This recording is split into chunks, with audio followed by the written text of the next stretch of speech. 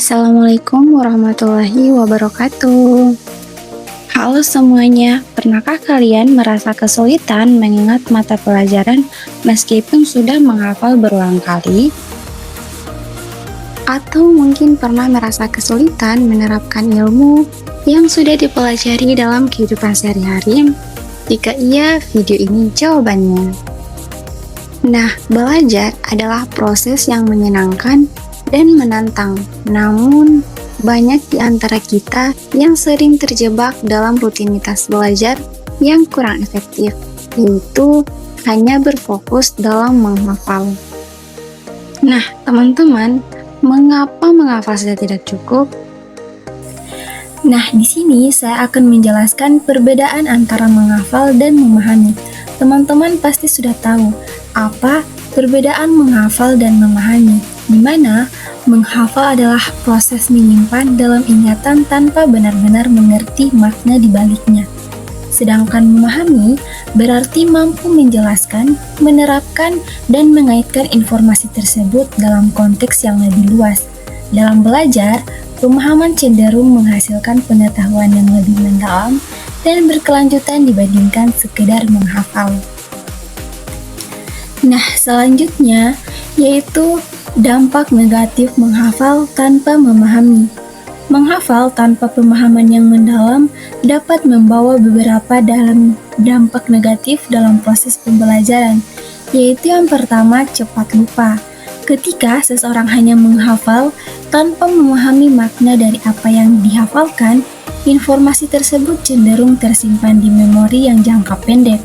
Akibatnya, informasi tersebut mudah terlupakan karena tidak terhubung dengan pengetahuan yang sudah ada atau dengan konteks tertentu yang membuatnya bermakna. Kemudian yang kedua yaitu kesulitan menerapkan ilmu. Menghafal tanpa memahami konsep dasar akan menyulitkan dalam penerapan ilmu di situasi nyata.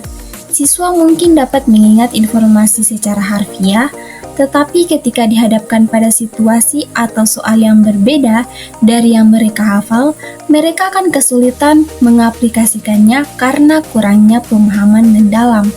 Kemudian yang ketiga yaitu kurangnya motivasi belajar. Pembelajaran yang hanya berfokus pada menghafal seringkali membosankan dan tidak menarik.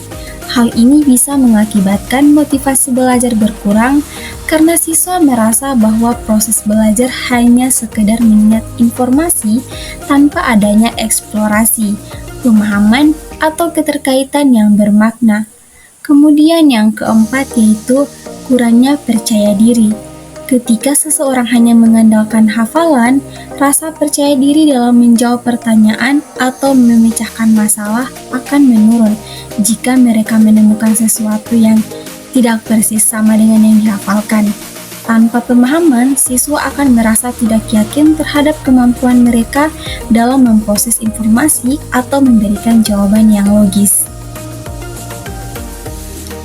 Nah, selanjutnya yaitu ada strategi belajar efektif, di mana ada beberapa hal yang harus kita lakukan agar tetap efektif dalam pembelajaran. Yang pertama yaitu mengajukan pertanyaan. Nah, di mana dengan mengajukan pertanyaan selama proses belajar adalah salah satu cara yang efektif untuk memperdalam pemahaman. Dengan bertanya, kamu dapat menggali informasi lebih dalam, mengklarifikasi hal-hal yang belum jelas, dan memaksa otak untuk berpikir kritis. Kemudian yang kedua yaitu membuat catatan sendiri. Dengan membuat catatan sendiri, membantu dalam memperkuat ingatan dan pemahaman. Ketika kamu menulis ulang materi dengan kata-kata sendiri, otakmu terlibat aktif dalam proses memahami dan menyusun ulang informasi. Kemudian yaitu diskusi dengan teman atau guru.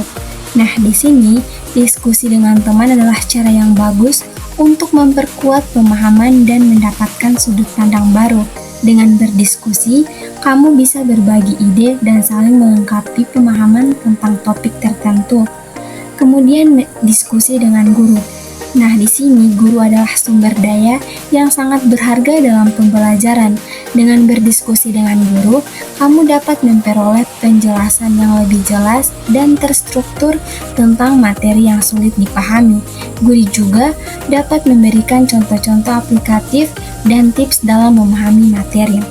Nah, strategi ini bila digunakan secara bersama-sama dapat meningkatkan efektivitas belajar dan membantu memperdalam pemahaman, mengingat materi lebih lama, serta mempersiapkan lebih baik dalam menghadapi ujian atau aplikasi nyata.